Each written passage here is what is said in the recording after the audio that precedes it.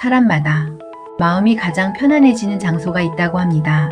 누군가는 자기 방일 수도 있고 누군가는 오래된 친구 옆일 수도 있습니다.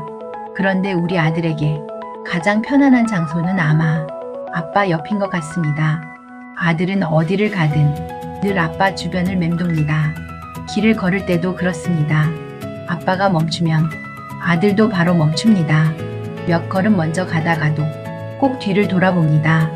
아빠가 잘 따라오고 있는지 확인하는 것입니다. 그 모습을 보다 보면 마치 작은 인공위성이 지구 주위를 빙글빙글 도는 것 같습니다. 그래서 저는 가끔 아들을 아빠 바라기라고 부릅니다.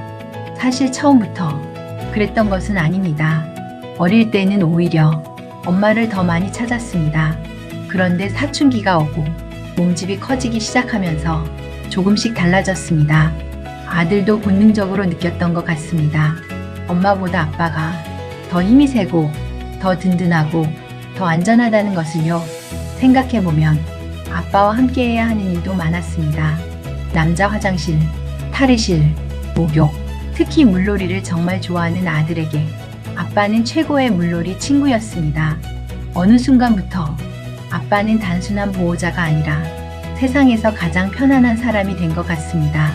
웃긴 일도 참 많았습니다. 예전에 쇼핑몰에서 잠시 남편을 놓친 적이 있었습니다.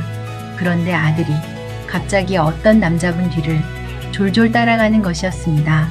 멀리서 보니 체격도 비슷하고 뒷모습도 남편과 닮아 있었던 것입니다.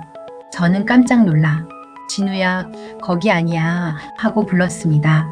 그제야 아들은 멈춰 섰고 그 남자분은 영문도 모른 채 뒤를 돌아보셨습니다. 지금 생각해도 웃음이 납니다. 또 한 번은 외국에서 있었던 일입니다.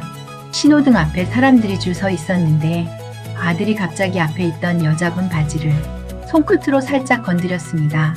정말 순간이었는데 그 여자분이 뒤를 돌아보며 남편을 아주 날카로운 눈빛으로 바라봤습니다. 남편은 당황해서 두 손을 흔들고 있었고 저는 옆에서 웃음을 참느라 혼났던 기억이 납니다. 아들은 지금도 아빠와 뽀뽀하는 것을 참 좋아합니다. 문제는 장소를 가리지 않는다는 것입니다. 공공장소에서도 갑자기 장난기 가득한 얼굴로 아빠에게 얼굴을 들이밀곤 합니다.